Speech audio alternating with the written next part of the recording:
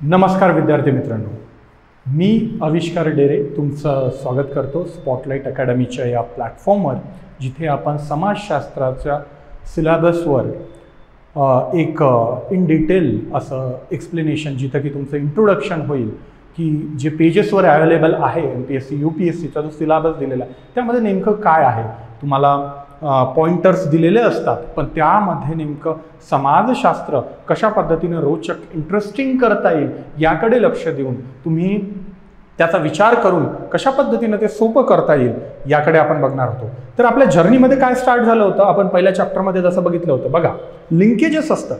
पहिल्या पार्टमध्ये sociology emerge कशी झाली बघितलं, इमर्ज झाल्यानंतर तशी कारणे काय होती त्या रिलेटेड पहिलं चॅप्टर होतं. दुसऱ्या चॅप्टरमध्ये आपण काय बघितलं, तर दुसऱ्या चॅप्टरमध्ये सोशिओलॉजी खरंच सायन्ससारखं असेल का, समाजशास्त्राचा अभ्यास, सामाजिकतेचा अभ्यास ह्या नॅचरल सायन्स जसं की सायन्स असेल, जसं की सामान्य विज्ञानाप्रमाणे केमिस्ट्री फिजिक्स यासारखा होऊ शकतो का, याचा उहापोह आणि मग त्यालाही असणारे पॉझिटिव्हिस्ट नॉन पॉझिटिव्हिस्ट असे वर्गीकरण आपण बघितलं.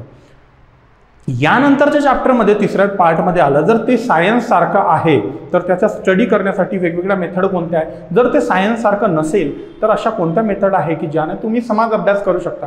तर टोटल मेथडॉलॉजीचा अभ्यास आपण चॅप्टर 3मध्ये केलेला, आपण त्यामध्ये बघितला व्हिडिओ जो आधी आलेला आहे त्यामध्ये. आणि चौथ्या चॅप्टरमध्ये जर बघितला नसेल तर तो व्हिडिओ आधी बघा, नंतर या व्हिडिओकडे या. हा पार्ट 2 आहे. तर ते झाल्यानंतर चौथ्या पार्टमध्ये आपल्याला काही मित्र आलेत, आपले सुपर हिरोज आलेत आपल्याला मदतीसाठी. तर पार्ट 4मध्ये आपण सोशिओलॉजिस्ट, जे इम्पॉर्टंट सोशिओलॉजिस्ट आहे त्यांचे पर्स्पेक्टिव्ह आहे, ज्यांना समाजामध्ये खरंच खूप मोठा बदल घडलेला आहे, तर अशा सोशिओलॉजिस्टला आपण समजवण्याचा प्रयत्न केलेला आहे. त्यानंतर 5व्यामध्ये स्ट्रॅटिफिकेशन, स्तरीकरण कशा प्रकारे समाजाचं होत आहे आणि त्या स्तरीकरणामध्ये एक वर्ग, दुसरा वर्ग, तिसरा वर्ग कसा उतरंडीप्रमाणे रचला जातोय आणि त्यामधले मग थिंकर्स, त्यामधले मग विचार काय आहेत, त्यामध्ये थोडंफार वरवरून आपण तो सिलेबस इंटरेस्टिंग करण्याचा प्रयत्न केलेला आहे, जस्ट तुम्हाला एक आयडिया यावी की आपल्याला नेमकं काय अभ्यासायचं आहे. त्यानंतरचं 6 ते 10 नंबरच्या चॅप्टरमध्ये यावेळेस पाहणार आहोत आपण की नेमकं काय होत आहे.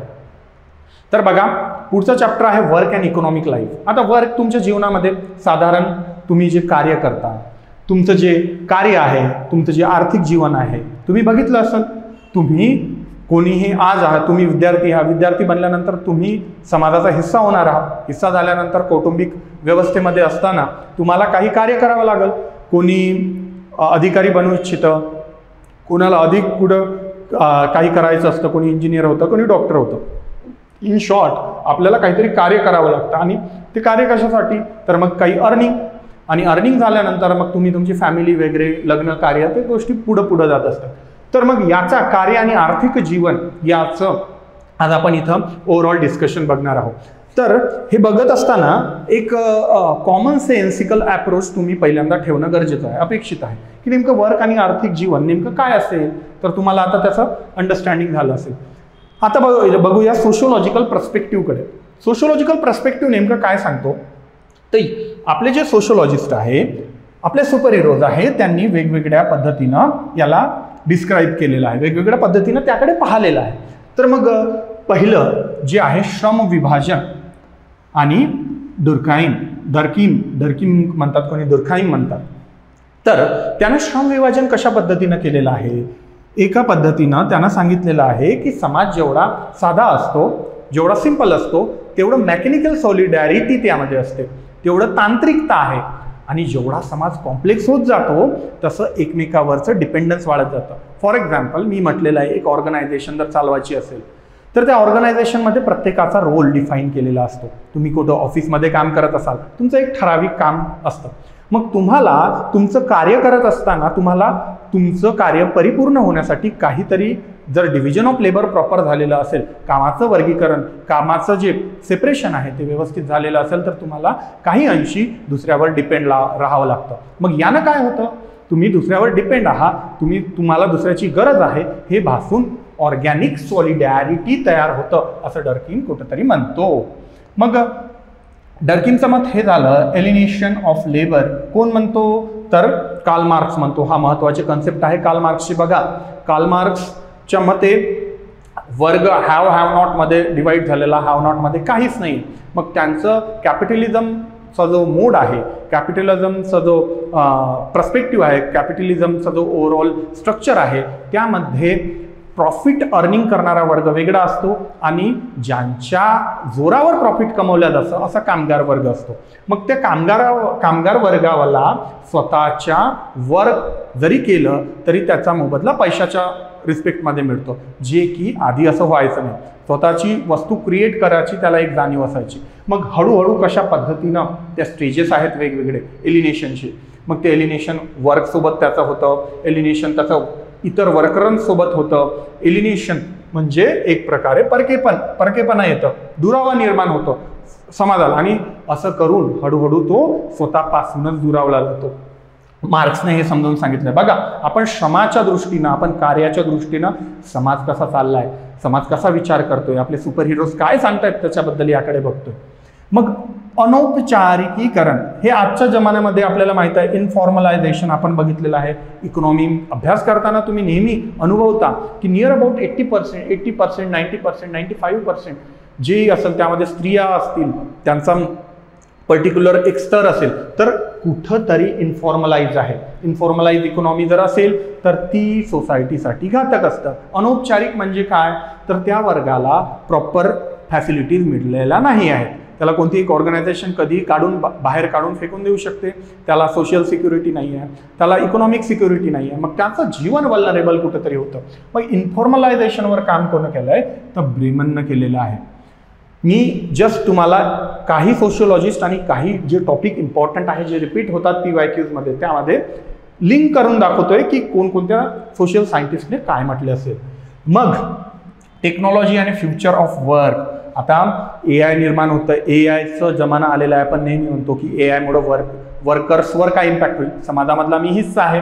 समाजामध्ये राहत असताना जर AI माझं काम, मशीन जर माझं काम करत असेल तर मला माझी जाणीव किंवा माझं जे कार्य आहे मशीन करायला लागल्यानंतर माझी जी नीड आहे, माझी जी गरज आहे ही संस्थेला राहणारच नाही. मग तो मला पद्धतशीरपणे बाजूला काढून टाकील आणि माझं कार्य कोण करणार, माझं कार्य करेल मशीन.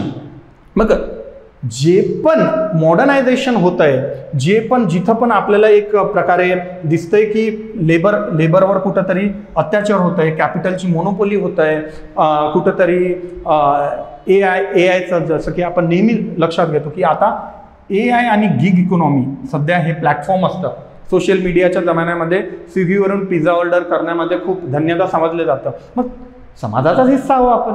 मग इथं ही जी गिग इकॉनॉमी आहे याचा इम्पॅक्ट, कारण लोक आहेत काम करणारे, बाईकवर बसतात, तुमच्याकडे पिझ्झा डिलिव्हर करतात. मग त्यांचे जे आहे समाजातला अभ्यास आहे तो AI आहे. AIमुळे कार्यक्षमता वाढलेली आहे, पण जे स्किल्ड वर्कर आहे त्यांची जागा कुठंतरी AI घेत आहे. कारण ऑब्विसली जे पण मशीन आहे त्यांना मानवाला एकदा रिप्लेस केल्यानंतर मशीनचं कार्य मानव तेवढ्या प्रखरपणे किंवा तेवढ्या पद्धतशीरपणे किंवा तेवढ्या इफिशियंटली करूच शकणार नाही. मग कुठंतरी ब्रेवरमॅनला जेव्हा पण तुम्ही कोट करता तेव्हा कुठंतरी व्हल्नरेबल सेक्शनचं कुठंतरी काहीतरी नुकसान झालं. प्रिकॅरियस सोसायटी म्हणतं, प्रिकॅरियस पर्सन म्हणलं जातं, कुठंतरी व्हल्नरेबल पर्सन तो राहतो.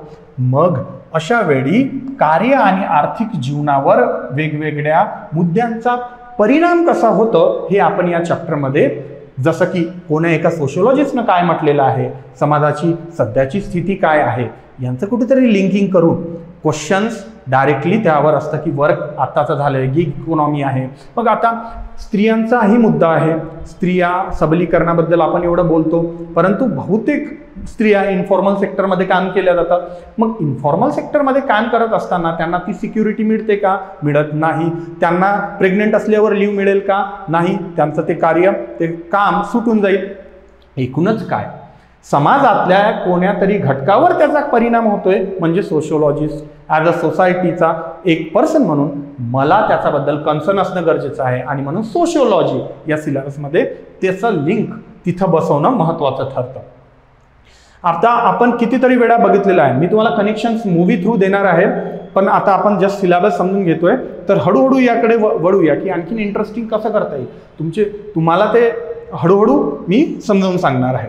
ठीक आहे. तर डिव्हिजन ऑफ लेबर आपण बघितलेलं आहे. Division of labour in the society Emile डर्किमचा कन्सेप्ट आहे. कार्ल मार्क्सनं दास कॅपिटलमध्ये सेम गोष्ट सांगितलेली आहे. मग आता ही तर झाली कामाची गरज, कामाची गोष्ट. मग त्यामध्ये वेगवेगळे मुद्दे आणि येणार आहे. ॲग्रेरियन सोसायटी, हिस्टोरिकली समाज कसा घडत गेला, हिस्टोरिकली कार्यावर कसा इम्पॅक्ट पडत गेला ते पहा. ठीक आहे. नेक्स्ट चॅप्टरकडे वळूया. या चॅप्टरमध्ये आपल्याला राजकारण, बघा तुमचा कधी कधी आवडीचा टॉपिक असू शकतो पॉलिटिक्स. जिथं जिथं स्टेट इन्व्हॉल्व्ह होतं, जिथं जिथं GS पेपर 2 साठी इम्पॉर्टंट आहे ॲस्पेक्ट पॉलिटिक्स अँड सोसायटी. काय सांगतं तर यामध्ये पॉलिटिक्स म्हणजे राजकारणाशी किंवा ओव्हरऑल राज्यशास्त्र किंवा राज्याशी संबंध ज्या ज्या गोष्टीचा येतो तिथं तिथं काय प्रॉब्लेम अराईज होतात. सरकार ज्याला म्हणतो ती वर्क करणारी एक फंक्शनरी आहे. जिथं आपण असं बघितलेलं आहे की पॉलिटिक्स आणि सोसायटी कुठं मेड होतो. आणि बघूया आता कोणकोणते आहेत. तर वेबर काय म्हणतो. वेबर म्हणतो ऑथॉरिटी, लीडरशिप, सत्ता, नेतृत्व, कायदेशीरता या गोष्टींना तो महत्त्व देतो. आपण ब्युरोक्रेसीची कन्सेप्ट, ब्युरोक्रेसी काय आहे कोण सांगतं. ऑथॉरिटी काय आहे, ऑथॉरिटीचे टाईप किती आहेत कोण सांगतं. वेबर सांगतो. मग ऑथॉरिटी म्हणजे काय. माझी इच्छा असो अगर नसो, माझ्यावर पावरची डेफिनेशन देतो मी तुम्हाला. माझी इच्छा असो अगर नसो, वरच्या व्यक्तीनं माझ्यावर काहीतरी फोर्स, मला एखादी ॲक्शन करण्यासाठी जर करत असेल, माझी इच्छा असो अगर नसो, मला एक व्यक्ती किंवा एक संस्था माझ्यावर फोर्स करत असेल एखादं कार्य करण्यासाठी, तर ते ॲटोमॅटिकली माझ्यावर पॉवर एक्सरसाइज करतायत. बघा तुम्ही ही डेफिनेशन तुमच्या जीवनामध्ये लावून पहा. आपले वडील आपल्याला कोणतं तरी कार्य करायला सांगताय, इच्छा असो वगैरे नसो मला करावं लागतंय. काय आहे, पॉवर आहे, त्यांच्याकडे आहे ऑथॉरिटी. तुम्ही वर्गात बसलेले आहात, मला जर वाटलं की एक कोणीतरी चेष्टा करतोय, तुम्ही तिथून घेऊन जा, मी म्हणणार की वर्गाच्या बाहेर निघून जा. ऑब्विसली पॉवर आहे. तर अशा पॉवरचे टाईप्स असतात वेगवेगळे. करिझमॅटिक ऑथॉरिटी असते, जसं आपण यूट्यूब इन्फ्लुएन्सर्स जे आता महत्त्वाचं एक एक्झाम्पल म्हणता येईल. तर ऑथॉरिटी जी असते ही स्टडी केलेली आहे. तर कुठंतरी जे राज्यकर्ते आज मोदीजी काय म्हणतील या गोष्टींवर मोदीजी असेल, त्यांचे कॅबिनेट असेल, तर या भारत चालवण्याचं काम कुठेतरी पॉलिटिक्स आहे, कुठेतरी राजकारण आहे आणि त्यांची ते पॉवर एक्सरसाइज करताय ओव्हरऑल इंडियावर आहे. India is a sovereign country आणि त्यावर त्यांना ती ऑथॉरिटी आहे, ऑथॉरिटीचा कन्सेप्ट आहे, त्यांना ते अधिकार आहे करण्याची, आपण त्यांना निवडून दिलेलं आहे. मग दुसरं आहे उच्च वर्ग आणि नोकरशाही यांच्यामध्ये काय सांगड असेल. नोकरशाही आपण ऑलरेडी पाहिलेलं आहे. जसं की रॉबर्ट मिशेलचा कन्सेप्ट असेल, तर या कन्सेप्टमध्ये बऱ्याच वेळा आयर्न लॉ ऑफ ऑलिगार्की, काही ठराविक वर्गाचे, काही ठराविक लोकांचं एक त्यांना सत्ता मिळालेली असते किंवा त्याचं असं म्हणणं आहे की ठराविक लोकच तुमच्यावर पॉवर एक्सरसाइज करू शकतात, तेच रूल करत असतात. ब्युरोक्रेसी हे त्यापैकी एक आहे. तर मग काही ठराविक लोक मीन्स त्याच लोकांकडे सत्ता असणार आणि तेच लोक इतरांवर सत्ता गाजवणार. कोण सांगतो? Robert Michels. तर सी राईट मिल्स म्हटलं जातं. तर याचाही कन्सेप्ट आहे पॉवरचा. हा सांगतो ट्रायोलॉजी आहे याची, पॉवरची ट्रायोलॉजी म्हणजे असं म्हणणं आहे की जवळपास 3 वर्ग, 3 महत्त्वाचे मुद्दे पॉवर एक्सरसाइज करतात. त्यामध्ये पॉलिटिक्स, ऑब्विसली आपला देश बघितला तर मोदीजी आले यामध्ये. एक आहे मिलिटरी. यानं हे जे वर्गीकरण केलेलं आहे तर हे ऑब्विसली USच्या सोसायटी, UKची सोसायटी ऑब्झर्व करून केलेलं आहे. तर मिलिटरी हा इम्पॉर्टंट ॲस्पेक्ट आहे. मिलिटरीकडे खूप जास्त पॉवर असतं. तर त्याचं म्हणणं आहे अशा ठराविक आहे, पॉलिटिक्स आहे, मिलिटरी आहे, ज्यामधून तुम्ही समाजावर पॉवर गाजवू शकता. आणि तिसरा ऑब्विसली इंडस्ट्रियलिस्ट. आता आपल्या देशामध्ये आपण पाहतो इंडस्ट्रियलिस्टचे जे कनेक्शन असतात, ज्या लॉबीज असतात, त्यामध्ये वेगवेगळे इंडस्ट्रियलिस्ट आता फेमस आहेत. अदानी, अंबानी यांचं उदाहरण जर घेतलं तर असं म्हटलं जातं की CW मिल्स प्रमाणे की या 3 वर्गाकडे पॉवर डिस्ट्रीब्यूट झालेली आहे. म्हणजे काय, कॉन्सन्ट्रेशन ऑफ पॉवर यावर त्यांनी रिसर्च केलेला आहे. राज्य, national state and nation state जे असतं आपलं राष्ट्र, नॅशनल आणि स्टेट, राज्य आणि राष्ट्रामध्ये फरक असतं. सोशिओलॉजीप्रमाणे यामध्ये फरक आहे. जर तुम्ही पॉलिटिकल सायन्सच्या दृष्टीने पाहिलं तरी पण आहे. राष्ट्र हा कॉन्सेप्ट बऱ्याच वेळा मेंटल असतं, मेंटल कन्स्ट्रक्शन आहे. राज्य मीन्स सोवरीन असं एक अधिकार गाजवणारं एक स्ट्रक्चर आहे, तर त्याला आपण राज्य म्हणतो. तर जिथं पण आपण कॉन्स्टिट्यूशनमध्ये, पॉलिटिकमध्ये जेव्हा पण अनुभवतो तेव्हा आपण नेशन नाही म्हणत, आपण स्टेट म्हणतो. जेव्हा पण आपण आर्टिकल्समध्ये गोष्टी सांगतो तेव्हा स्टेट म्हणतो. तर स्टेट हा कन्सेप्ट आहे की असं एक सत्ता ज्याकडे एक पर्टिक्युलर बाउंड्री आहे, त्या बाउंड्रीवर त्यांचा अधिकार आहे. मग तो कोणता देश असू शकतो, कोणतं राज्य असू शकतं. तर ते राज्याचा कन्सेप्ट झाला, तो राज्याचा. आणि नेशन हे इमोशनली बिल्ड होणारं एक स्ट्रक्चर आहे. माझा देश, तर तो इमोशन्सशी लिंक आहे. मग बऱ्याच वेळा असं असतं की सत्ता गाजवणं जरी राज्याचा पार्ट असेल तर सेपरेट मग आपण बघितलेलं आहे की माओवादी मुवमेंट असेल किंवा माओवादी चळवळी असतील, नक्षलाईट मुवमेंट असतील, नॉर्थ ईस्टमधल्या इन्सर्जन्सीज असतील, तिथं होणारे ज्यांनी सेपरेट देश मागतायत असे जे सेपरेटिस्ट मेंटॅलिटी आहे त्यांना स्टेट म्हणू शकतो, आपल्या स्टेटचा पार्ट आहे, पण ते स्वतःला नेशनचा पार्ट समजत नाही आपल्या. तर तो जो आहे फरक, डिफरन्स राष्ट्र आणि राज्य यामध्ये समजून घ्यायचं आहे. आता नागरिकत्व, सिटिझनशिप, यामध्ये मार्शलचा खूप महत्त्वाचा पॉईंट येतो. तो आपण पुढं अनुभवूया की कशा पद्धतीनं त्यांना नागरिकत्वामुळे होणारे फायदे याबद्दल तो बोलून गेलेला आहे. ठीक आहे.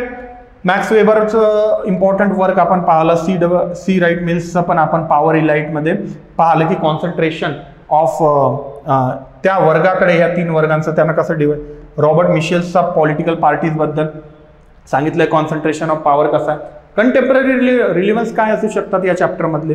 बघा, कंटेम्पररी रिलिव्हन्स तुम्हाला न्यूजपेपरमधून नेहमी सापडेल, पण तुम्ही जेव्हा पण बघाल, जेव्हा पण हे लिंक करायला स्टार्ट कराल, तुमच्या लक्षात येईल की मग हे मुद्दे सोशिओलॉजीच्या दृष्टीनं वाचणं गरजेचं आहे. मग हळूहळू तुमच्या दिमागामध्ये ते जर लिंक लागलं तर ते आन्सर रायटिंगमध्ये उतरायला लागतात. मग महिला आरक्षण आणि कायदा 2023 रिझर्वेशन ऍक्ट बघितलंय आपण. नारी शक्ती वंदन अभियान केलं जातं, ते नारी शक्तीच्या रिलेटेड कायदा बनवलेला आहे. रिझर्वेशन द्यायचं आहे आता, तर ते 33% रिझर्वेशन म्हणून आपण कशा पद्धतीने लागू करण्यात येईल. कुठेतरी पॉलिटिक्स, राजकारणाशी संबंध येतो, राज्यकर्त्याशी संबंध येतो, पॉवरशी संबंध येतो. जेव्हा पण पॉलिटिक्स असतं ना, पॉवरशी संबंध नेहमी लक्षात घ्यायचा असतो.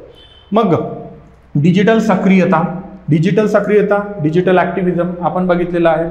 आता झालेला प्रोटेस्ट नेपाळमधला की कशा पद्धतीनं डिजिटल एक प्रकारे बॅन केल्यामुळं डिजिटली त्या जेनझीचा प्रोटेस्ट कसा झाला. तर डिजिटल ॲक्टिव्हिझममुळं समाजामध्ये असे कोणकोणत्या वर्गावर कसा परिणाम होतोय. व्हॉट्सअप युनिव्हर्सिटी म्हणून त्यामधून स्प्रेड होणारे मेसेज असतील, त्यामुळं समाजावर कशा पद्धतीचा परिणाम होतोय. मिशन कर्मयोगी आपण बघितलेला आहे. ॲडमिनिस्ट्रेशन हाताळताना जेव्हा पण एक साधारण व्यक्ती ब्युरोक्रेसीमध्ये जातो तर त्या ब्युरोक्रेसीमधून स्वतःमध्ये काय तो चेंजेस करायला पाहिजे आणि काय अपेक्षित आहे ते कर्मयोगी जर असेल तर तो स्वतःला एक गुड ॲडमिनिस्ट्रेटर म्हणून कसा लोकांसमोर येईल, कसा लोकांना चांगला सर्व, यासाठी त्याचं मिशन आहे. ऑब्विसली याशीच लिंक आहे, ब्युरोक्रेसीशी आपण त्याला लिंक करू शकतो. तर बघा, आपल्याला बॅलन्स पर्स्पेक्टिव्ह आहे. आपल्याला जो पण क्वेश्चन विचारला आहे ना, आपल्याला बॅलन्स करावं लागेल की काय त्यानं कोणत्या मी काय म्हणतोय, that is important. Some sociologist want to say, मी त्याला बॅकिंग देतोय. Obviously it's about a subjective thing. काहीतरी कोणीतरी म्हणतंय, माझं स्वतःचं मत असं आहे, मी माझ्या म्हणण्याला या सोशिओलॉजिस्टनुसार बॅकिंग देतोय, त्याला या सोशिओलॉजिस्टचं क्रिटिसिझम आहे. अशा पद्धतीचं आपल्याला ते स्ट्रक्चर आहे. जेव्हा आन्सर रायटिंगवर मी व्हिडिओ बनवणार तर ते स्ट्रक्चर कसं असणार आहे, आपल्याला कशा पद्धतीने ते आन्सर बॅलन्स करता येईल त्याकडेही आपण बघणार आहोत. बघा, सरकार मूवी आहे, त्यावर आपण डिस्कशन करूया. मूवीजचे जे आहेत, मूवीजमधून पण मी तुम्हाला सांगेल, जसं अमिताभ बच्चन बसल्यानंतर तो सरकार मूवीमध्ये कशा पद्धतीनं कोणकोणत्या गोष्टी पॉवर एक्सरसाइज करताना करतो. पॉवरचा कन्सेप्ट नॉलेजची पण लिंक केलेला आहे. मिशेल फुको, त्याच्याबद्दल पण आपण स्टडी करूया.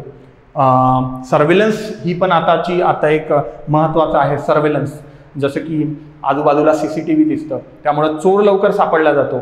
मग चोर जर लवकर सापडत असेल पण आपल्या गोष्टींवर, आपल्या विचारांवर किंवा आपण जे काम करतोय प्रत्येक गोष्टींवर सरकारचं पाळत आहे का, मग त्यावर होणारा विचार पॉझिटिव्ह आहे निगेटिव्ह आहे यावरही डिस्कशन करणार आहोत.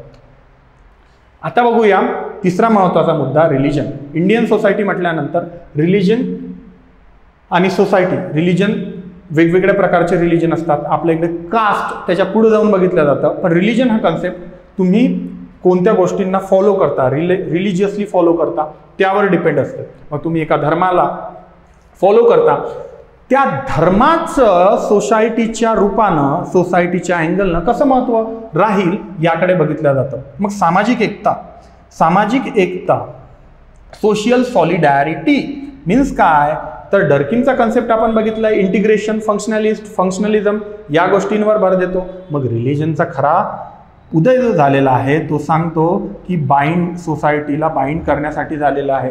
सोसायटी एक जागी यायला पाहिजे. रिलिजन नाममात्र असतं, सोसायटीलाच त्यातून आपलं स्वतःची एकीकरणाची एक पॉवर सोसायटीला दिसून पडतं. मग मेंबर्स एकमेकासोबत कनेक्ट होतात. टोटेमिझमचा कन्सेप्ट आहे तो पण आपण बघणार आहोत. पुढं आहे भांडवलशाही, कॅपिटलिझम. रिलिजनशी कसं कनेक्ट करता येईल बघा, रिलिजनशी कनेक्ट कसं करता येईल. वेबरचा खूप मोठा आपल्याला टॉपिक अभ्यासाचा आहे, spirit of capitalism, Protestant ethics and spirit of capitalism. म्हणजे प्रोटेस्टंटचं नीतिशास्त्र कसं कारणीभूत ठरलं, एक रिलिजन कसा कारणीभूत ठरतो, कशासाठी, तर कॅपिटलिझम जनरेट होण्यासाठी. त्याकडे महत्त्वपूर्ण आहे या चॅप्टरमध्ये आणि यावर बरेच क्वेश्चन विचारले जातात. आणि आहे मॉडर्न पर्स्पेक्टिव्ह, जसं की बेलाना म्हटलेलं आहे, नागरिक धर्म, सिव्हिल रिलिजन. हा कन्सेप्ट तुम्ही आता सोशल मीडियावर किंवा एखादा पोस्ट असेल, कोणी क्रिटिसिझम करत असेल, आपल्याला लगेच दिसून येतं. सिव्हिल रिलिजन म्हणजे काय, एखाद्या सिम्बलला, एखाद्या प्रतीकाला आपण धर्मरूपाने किंवा धर्मविशेषकडे न बघता एक सिक्युलर वेनं बघतो. जसं की ख्रिश्चन असेल, बुद्ध असतील, हिंदूज असतील, मुस्लिम्स असतील, धर्म कोणताही असो, जात कोणतीही असो, सिव्हिल रिलिजनचा कॉन्सेप्ट हा सिक्युलर वेनं बघितल्या जातं, जिथं पूजा अर्चा केली जाते सॅक्रिड सिम्बल्सची. जसं देशाचा ध्वज सॅक्रिड सिम्बॉल सिव्हिल रिलिजन आहे. देशासाठी मर मिटेंगे आहे ना, ते पण रिलिजियसली फॉलो केल्या जातात, पण सिव्हिल रिलिजन झाला. तो कॉन्सेप्ट सिम्बल्सची कोण्या महत्त्वपूर्ण आयडिओलॉजीशी लिंक केला जातो. तर तो पोर्शन बेलानं सांगितलं. धर्मनिरपेक्षीकरण, सिक्युलरायझेशन कसं होत आहे रिलिजनमध्ये, तर हळूहळू हे सिव्हिल रिलिजन बघितलं जातं. जसं की एक फार छान आणखी मुद्दा आहे इथं, फार छान एक्झाम्पल आहे, जिथं आपण बघतो कॉन्स्टिट्यूशनला आता आपण देवाचा दर्जा देतो. कॉन्स्टिट्यूशनमध्ये काही थोडंफार गलती झाली किंवा त्यावर कोणी काही जर बोललं तर आपण म्हणतो की constitution is just like a Bible for us. Supreme court म्हणते. काय झालं, सिव्हिल रिलिजन. बघा कॉन्सेप्ट कसे लिंक करायचे असतात आत्ताच्या कंटेम्पररी गोष्टींशी, यासाठीच आपला हा सिलेबस तर तुम्ही कॉपी वाचून लक्षात घेईल, पण आतमध्ये काय समकालीन कंटेम्पररी ट्रेंड्स काय म्हणतात. अयोध्या राम मंदिरचा इश्यू आहे. अयोध्या राम मंदिरचा इश्यू आपल्याला परिचयाचा असेल, रिलिजनशी कनेक्ट आहे, त्यामध्ये पॉवर पण इन्व्हॉल्व्ह झालेली आहे, पॉलिटिक्स पण इन्व्हॉल्व्ह झालेली आहे. तर तो इश्यू आहे. आंतरधर्मीय विवाह वाद, इंटरफेथ मॅरेज डिबेट्स. रिलिजन वेगवेगळा असल्यामुळं कॉन्फ्लिक्ट तयार होतं आणि त्यामुळं जी यूथ आहे ते कशा पद्धतीनं आता कसे चेंज होत आहे मॉडर्निटी, पुढं जो आहे किनशिपचा पोर्शन त्यामध्ये लागू पडणार आहे. ठीक आहे. तर आता काय काय झालंय आपलं वर्क, कार्य पाहिलं, इकॉनॉमी आणि कार्य या गोष्टींची लिंक करून. त्या खालोखाल आपण दुसरा पोर्शन कोणता पाहिला, लगेच पॉवरचा कन्सेप्ट, पॉलिटिक्सचा कन्सेप्ट पाहिला. पॉलिटिक्स झाल्यानंतर धर्माचा पाहू राहिलो. हा चॅप्टर्स आहे सेपरेट, हेच आहे सोशिओलॉजीमध्ये. आणि धर्माचा कन्सेप्ट झाल्यानंतर आता एक स्टेप आणखीन जवळ येऊया, नातेसंबंध, किनशिप स्टडी कसा असतो. किनशिप म्हणजे काय, नातेसंबंधीचा स्टडी. तुमचं दुसऱ्याशी असलेलं काय नातं आहे, मग ते ब्लड लाईन असू शकतं, ते तुम्ही मानलेलं असतं. असं म्हणता ना, मानलेला भाऊ आहे, मग इथं ब्लड लाईन तर नाही आहे पण मी मानलेला आहे त्याला, मग इथं तशा पद्धतीचे जे पेरिफेरीमध्ये लाय करणारे नातेसंबंध आहेत ते पण राहणार. आणि तिसरं म्हणजे मॅरेज सिस्टीम. मॅरेज सिस्टीम खूप मोठी एक संस्था आहे ज्यामुळं सोसायटी टिकून राहिली आहे. त्यावरही वेगवेगळ्या सोशलॉजिस्टने रिसर्च केलेले आहेत. तर वंश आणि वंशावळ, लिनिएज आणि डिसेंट हा कन्सेप्ट महत्त्वाचा असतो की लिनिएज म्हणजे वंशावळ, जिथून आपण आपल्याला ट्रेस करतो. मी माझा पंजा, माझा वडील हा, माझे वडील हे, त्यांचे वडील हे, त्यांचे वडील ते, तर माझी ही झाली वंशावळ. मी आईकडून वडिलांकडून असं स्ट्रेच करतो. तर म्हणजे पर्सन मला नोन आहे, त्याचा मुलगा आणि हा मी. तर मी हे स्ट्रेस करू राहिलेला लिनिएजवरून समजतं ते. आणि डिसेंट हा त्याचा मोठा इश्यू झाला. हे जर लिनिएज असेल तर हे डिसेंट झालं. तर डिसेंट मीन्स काय, तर तुम्ही नेमकं तुमचा वंश डिसेंट कशापासून तुम्ही निर्माण झालेले आहात. तर निर्माण कशापासून झालेले आहात, तर मग ते अननोन असू शकतं. असं म्हटलं जातं की स्वतःला जे राजस्थानमधले लोक असतात, जे त्यांना पण एक पद्धतीनं म्हणू, कोणते पण त्यांना नाव आठवते असं की राजस्थानमधले असतील किंवा गुजरातमधले असतील, तर त्या लोकांना ते स्वतः आपण कोण्यातरी एका नॉन लिव्हिंग बिंगपासून निर्माण झालेलं असं पण असतं. सांगतात की आम्ही आगीपासून निर्माण झालेलं होतं, आमचं जे डिसेंट आहे तर त्यापासून आहे. कोणी असल्यानंतर असं सांगितलं जातं की आम्ही डिसेंडेड आहोत. बरेच आदिवासी लोक असतात, तर आदिवासी लोक सांगतात ते मगरीची पूजा करतात, हे करतात. तर नॉन असं इमॅजिनरी थिंग पण असू शकतं. कोणी ट्रेसेबल नाही आहे की कशा पद्धतीने होईल, कसा लिंकेजेस आहे ते दिसू शकत नाही, पण आम्ही त्यापासून निर्माण झालेलो आहोत. ठीक आहे. तर की स्कॉलर्स याचे कोण आहे, इरावती कर्वे यांचा स्टडी पेपर 2 मध्ये महत्त्वपूर्ण राहणार आहे. त्यांनी कशा पद्धतीनं Indian sociology, Indian marriage system कशा पद्धतीनं त्यांना एक डेव्हलप केलेलं आहे आणि अंडरस्टँड केलं आहे की north east India, south India यांमध्ये किनशिप पॅटर्नमध्ये काय, मॅरेजेसमध्ये काय डिफरन्सेस होतं, त्यामुळं किनशिप पॅटर्नमध्ये, किनशिप नातेसंबंधांमध्ये कशा पद्धतीनं वेगळेपणा आलेला आहे, हे झालेलं आहे. लेवी स्ट्रॉसचा कन्सेप्ट आहे महत्त्वाचा आहे. एलिमेंटरी स्ट्रक्चर, याने जी महिला आहे मॅरेज करून एका ठिकाणावरून दुसऱ्या ठिकाणी जाते, त्यामुळे होणाऱ्या संबंधांमध्ये तर जी वुमन आहे ती ॲज अ मीडियम ॲक्ट करते, तर तो लेवी स्ट्रॉसचा कन्सेप्ट आहे. आणि पॅट्रिशिया ओबेरॉय यांनी असं सांगितलेलं आहे फॅमिली मॅरेज आणि किनशिपमध्ये की मॉडर्नायझेशन होत आहे, त्याचा इम्पॅक्ट आंतरविवाह, बहिर्विवाह, इंडोलॉजी, एक्झोगॅमी, इंडोगॅमी यांच्यावर कसा पडतो.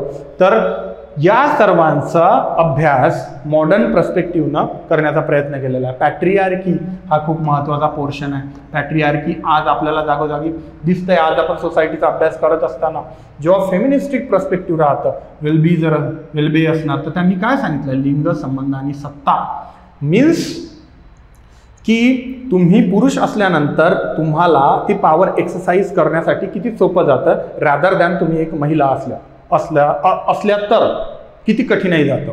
तर असे सोशिओलॉजी पॅट्रिशिया ओबेरॉय यांनी सुद्धा या मुद्द्यावर मॅरेज थ्रू की कशा पद्धतीने चेंज होत आहे, मॉडर्निझमकडे आपण शिफ्ट होतोय, आपण आधुनिकीकरणाकडे शिफ्ट होतोय, तर त्यांनी सांगितलेलं आहे की फॅमिली स्ट्रक्चर किंवा मॅरेज स्ट्रक्चरमध्ये पण आता ते सॅक्रिडनेस आहे की नाही आहे याचा स्टडी आहे. मग आता या सर्वांचा एकूण स्टडी असल्यानंतर मॉडर्न कन्सेप्ट, जो मॉडर्न आधुनिक बदल आहे तो कशा पद्धतीने दाखवण्यात आलेला आहे. तर समलैंगिक विवाह प्रकरण, सेम सेक्स मॅरेज आपल्या अवतीभोवती दिसतं. मॅरेजचा कन्सेप्ट आहे, आपण लिंक केला की याबद्दल डिबेट होती, सुप्रीम कोर्टमध्ये मुद्दा होता, समलैंगिक विवाहाला मान्यता मिळते का नाही मिळत, तर नाही मिळाली. त्यामागे त्यांनी कोर्टनं जस्टिफिकेशन कशा पद्धतीनं दिलं, आपल्या कामाचं आहे, आपण कोर्ट करू शकतोय जेव्हा आपण मॅरेज आहे, कंटेम्पररी इश्यूज. तर एकल कुटुंब, न्यूक्लिअर फॅमिलीज आपण बघितलेल्या आहे. न्यूक्लिअर फॅमिलीमध्ये काय असतं, हळूहळू आपण कामानिमित्त दुसरीकडे जातो. बघा, वर्कच्या इम्पॅक्टमुळं तुमची इकॉनॉमी कुठेतरी शिफ्ट होते आणि मग डिसइंटिग्रेशन आहे एक पद्धतीनं न्यूक्लिअर फॅमिलीचं.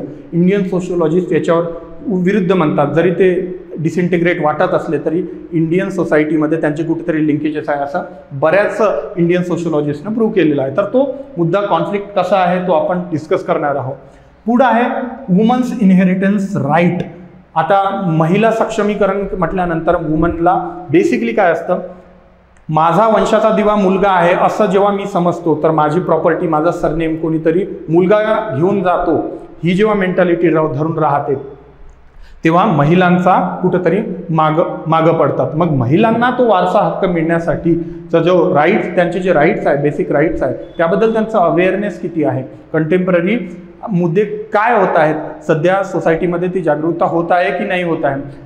वोटर्स बघितले, बिहारच्या वोटर्सवर सर्वे आला होता, जिथं की महिलांवर विशेष पद्धतीनं सर्वे केला होता. बिहारची जी लाईफस्टाईल आहे, आपण वर्क अँड इकॉनॉमिक्स सोबत तो कनेक्ट करूया की कशा पद्धतीनं जे कामगार वर्ग आहे, आज आपण म्हणतो ना महाराष्ट्रात बरेच इश्यू होतात की बाहर से आए हैं, ये यूपी से आया है, बिहार से आया है, हमारे जगह पे काम कर, आणि जे कॉन्फ्लिक्ट होतात ते वर्कचे कॉन्फ्लिक्ट पुन्हा किनशिप सोबतही जोडू शकतो आपण. कशा पद्धतीनं वुमनवर इम्पॅक्ट पडू राहिलेला आहे, कसा स्ट्रक्चरवर इम्पॅक्ट पडू राहिलेला आहे. बिहारचे व्यक्ती येत असताना, यूपीचे व्यक्ती येत असताना ते स्वतः इथं वर्क करायला येतात, परंतु फॅमिली मागं सोडल्या जातं. मग त्यांची ती वल्नरेबिलिटी, ते कंटेक्स्ट जो आहे तो आपण कनेक्ट करण्याचा प्रयत्न करणार आहोत. मग नेक्स्ट आहे आधुनिक समाजातील बदल. हा लास्ट चॅप्टर आहे. बघा, आता आपण समाजाचा जवळपास अभ्यास, पेपर 1चा जो अभ्यास आहे, जो ओव्हरऑल सोशिओलॉजी काय आहे, तर वर्क समजून घेतलं आपण, पहिल्यांदा तर स्ट्रक्चर समजून घेतलं आपण, वर्क समजून घेतलं आपण, वर्क नंतर महत्त्वाचे असणार पॉवर पॉलिटिक्स आपण समजून घेतलं, पॉवर पॉलिटिक्स फॅमिली किनशिपचे रिलेशन्स आपण समजून घेतलं. हळूहळू आपण मुद्द्यावर येऊ राहिलेलो आहोत, आधुनिक समाजातील बदल. तर सोशल चेंजेस काय आहेत सोसायटीमध्ये त्याचा इथं अभ्यास होणार आहे. तर थेरीज बघ आहे, कॉम्टे, मार्क्स, कार्ल मार्क्सची थेरी, स्पेन्सरची, हर्बर्ट स्पेन्सरची थेरी पुढं बायोलॉजिकली कशी लिंक केलेली आहे, त्यांना सोसायटी बायोलॉजीप्रमाणे कसं वर्क करतं, फंक्शन करतं ॲज अ बॉडी, त्याचं समजावून सांगितलेलं आहे इथं थेरीज. आधुनिकीकरण, मॉडर्नायझेशन. बघा, या सर्वांमुळं कुठंतरी चेंज समाजामधल्या दाखवून देण्यासाठी, मग समाजामधला चेंज दाखवण्यासाठी मॉडर्नायझेशन चेंज झालंय का? तुम्ही तुमच्या वडिलांसारखे आज म्हणताय का? वडिलांना म्हणता हे पॉप्स, आजची जनरेशन हे पॉप्स, आपण व्हॉट्सअपवर हे चॅट करूया. आधी तसं होतं का? वडिलांना एक आदर राहायचा, एक सन्मान राहायचा. आताही असेल. मुद्दा तो नाही, मुद्दा आहे समाजामध्ये होणारे बदल, चेंजेस कसं होत आहे. तर योगेंद्र सिंग हा महत्त्वाचा आहे, इनक्लेस महत्त्वाचा आहे, पण योगेंद्र सिंग कशा पद्धतीनं मॉडर्नायझेशन जरी होत असेल तरी इंडियन सोसायटी, इंडियन पर्स्पेक्टिव्ह त्यांना तो तसाच्या तसा ठेवून त्यामध्ये कसे चेंजेस होतात, कल्चर्समध्ये कशा पद्धतीने चेंज होतात, तरीही मॉडर्नायझेशनचं जे ओरिजिनल आपलं ट्रॅडिशनल नॉलेज आहे त्याच्याशी कोलॅबरेशन योगेंद्र सिंगने व्यवस्थित समजावून सांगितलेलं आहे. जागतिकीकरण, ग्लोबलायझेशन आपण म्हटलेलं आहे, सोशल मीडियाचा जमाना आहे, जे पण दिखता है तो बिकता है अप्रोच. गिडन्सनं, अप्पादुराईनं यावर अप्पादुराईनं एक फ्लो सांगितलेला आहे की ग्लोबलायझेशनचा फ्लो काही पर्टिक्युलर गोष्टींवर, जसं की इकॉनॉमी असेल, जसं की पीपल्स असतील, तर यांच्या कमी अधिक प्रमाणानं ग्लोबलायझेशन कशा पद्धतीनं झालेलं आहे आणि त्या ग्लोबलायझेशनच्या ओव्हरऑल फ्लोबद्दल बोललेलं आहे. गिडन्स सांगतो की सोसायटीमध्ये एक व्यक्ती आहे, त्या व्यक्तीचा सोसायटीवर इम्पॅक्ट पडतो आणि सोसायटी त्या व्यक्तीवर इम्पॅक्ट पाडते, तर हे सायकल कुठंतरी चालू राहतं. तर गिडन यूकेचं फेमस सोशिओलॉजिस्ट आहे, ज्यानं खूप महत्त्वाचा स्टडी केलेला आहे. रिफ्लेक्सिव्ह सोसायटी वरही त्याचं मॉडर्निटी आणि सेल्फ आयडेंटिटीवर खूप मोठं त्याचं लिखाण आहे. ग्लोबलायझेशन अंडरस्टँडिंग, न्यू जनरेशन कशा पद्धतीने विचार करत आहे, कशी रिफ्लेक्ट होत आहे, कसं चेंज होत आहे, जसं की इन्व्हायरमेंट चेंज झाल्यानंतर आंदोलने आणि मुवमेंट्स, यामुळे सुद्धा सोशल चेंज पॉसिबल आहे. टिली ओमन यांनी इंडियन सोसायटीमधला वुमन असेल, टिली असणार US UK, तर यांनी सोशल ट्रान्सफॉर्मेशन कशा पद्धतीने घडल्या ते, तर मुवमेंट राईज कशी होत आहे. असं म्हटलं जातं की टिलीचे जे पर्स्पेक्टिव्ह आहे तर त्यांना सांगितलेलं आहे की ओव्हरऑल तुमची विलिंगनेस कशी असते, तुमची युनिटी, तुमचा नंबर आणि तुम्हाला ओव्हरऑल काय मोठं शेअर करावा लागतो, त्याला पद्धतशीरपणे टीली समजून घेतला तर ऑर्गनायझेशन किंवा मुवमेंट पण समजण्यासाठी आपल्याला हेल्प होईल. ओमान टिके ओमान जसं मॉडर्नाइज झालेलं आहे वर्ड, तर कशा पद्धतीनं मुवमेंट्समध्ये काय चेंजेस होतात, मुवमेंटचे टाईप्स काय असतात, प्रत्येकानं वेगवेगळं डिस्क्राईब केलेलं आहे. मुवमेंट कशा पद्धतीनं हनीमून फेजमध्ये जातो आणि हळूहळू एक खाली येतो. तर प्रोटेस्ट असतील, मुवमेंट असतील, त्याच्यासारख्या स्टडीज आपल्याला करायला भेटतात. तर मग सध्याची उदाहरणं काय आहे सोशल चेंजची, तर डिजिटल रिव्होल्युशन महत्त्वाचा पॉईंट आहे. इथिक्स, AI ची इथिक्स आणि डिजिटल रिव्होल्युशन, क्लायमेट चेंज आणि ॲक्टिव्हिझम. बघा हे मुद्दे तुमच्या जवळचे आहेत तर तुम्ही लिंक करू शकतात. AI मुळे सोसायटीमध्ये चेंज झाला आहे. क्लायमेट चेंज सारख्या इश्यूमुळं माझ्या एका व्हिडिओमध्ये मी सांगितलं होतं की क्लायमेट चेंजच्या इश्यूमुळं हीट आयलँड्स तयार झाल्यामुळं किंवा इन्क्रोचमेंट झाल्यामुळं कशा पद्धतीनं क्लायमेट चेंजचे इश्यू वल्नरेबल ठरतात पुअर्सला आणि ते कसं लिंक करायचं समाजासोबत क्लायमेट चेंजचे इश्यू. न्यू एज्युकेशन पॉलिसी, शिक्षणामध्ये बदल होत आहे तर हा सुद्धा महत्त्वाचा सोशल चेंज होईल. कारण की पुढं जसं की रोट लर्निंगपेक्षा अंडरस्टँडिंग, इंटरॅक्शन यावर भर देण्यात आलेला आहे. तर तसाच पद्धतीनं न्यू एज्युकेशन पॉलिसी सुद्धा त्या गोष्टींवर भर देतं, स्किलवर भर देतं. मुलांकडून जसं की रोट लर्निंगच्या बाहेर जाऊन समाजाचे व्यवस्थित घटक होण्यासाठी, समाजाचा महत्त्वाचा ॲसेट होण्यासाठी, डेमोग्राफिक डिव्हिडंट व्यवस्थित डेव्हलप करण्यासाठी न्यू एज्युकेशन पॉलिसी डेव्हलप केलेली आहे. अशा पद्धतीनं जर आपण बघितलं तर ओव्हरऑल आपल्या लक्षात येईल. पेपर 1 मध्ये एवढं आपल्याला स्टडी करायचं आहे. याच्यामध्ये आपण एक लिंकेजेस, एक फ्लो लक्षात घेण्याचा प्रयत्न केलेला आहे. समाजशास्त्र कधीच केवळ सिद्धांत नाही आहे. It's not about a theory, तर रिकॉग्नायझिंग लाईफ आणि सोसायटी. मी नेहमी म्हणतो की विविध सिनेमा असतील किंवा आपले जीवनामधूनच ते बनलेले असतात. तर अशा पद्धतीनं कुठंतरी जेव्हा समाजशास्त्राचा अभ्यास आपण करायला जातो तर आपल्या खायच्या टेबलपासून तर कारखान्यामध्ये होणाऱ्या कामगारांपर्यंत का त्यांच्यावर काय होत आहे, मी अभ्यास करतोय, माझ्या एज्युकेशन पॉलिसीबद्दल मला माहिती पाहिजे. मी ऑफिसर म्हणून कुठेतरी कामाला जातोय तर समाजावर होणाऱ्या अत्याचाराबद्दल मला माहिती पाहिजे. मला एक कामगार माझ्या घरी पिझ्झा घेऊन येतोय, डिलिव्हरी करतोय, तर मला त्याची कंडिशन, सोशल कंडिशनबद्दल इम्पॉर्टंट माहिती पाहिजे. अशा पद्धतीने ओव्हरऑल समाजाचा अभ्यास असतो. पार्ट 1 मध्ये आपण ओव्हरऑल स्टडी बघितला आहे, सिलेबस बघितला आहे. त्यामध्ये एक ॲब्स्ट्रॅक्ट नॉलेज देण्याचा मी प्रयत्न केला आहे, लिंकेजेस जनरेट करण्याचा प्रयत्न केला आहे. याला ओव्हरऑल इन डेप्थमध्ये आणखीन आपण पुढे शिकणार आहोत. बेसिकली हा झाला पहिला पार्ट. दुसरा आता यानंतर जो येईल तो सिलेबस डिसायफर करू आपण. पेपर 2चा जो बेसिक पर्स्पेक्टिव्ह राहतो, इंडियन सोशिओलॉजीशी लिंक असतो, कोर लिंक असतो, तर त्याकडे बघणार आहोत. तर हे होता पेपर 1चं कम्प्लीट ॲनालिसिस. होप तुम्हाला हे समजलं असेल. ही अंडरस्टँडिंग, ही जर अप्रोच ठेवला तर सोशिओलॉजी तुम्हाला समजायला अवघड जाणार नाही आहे. भेटूया पुढच्या लेक्चरमध्ये, ज्यामध्ये आपण डिसायफर करूया सोशिओलॉजी इंडियन पर्स्पेक्टिव्हनं, पेपर 2. ठीक आहे, धन्यवाद.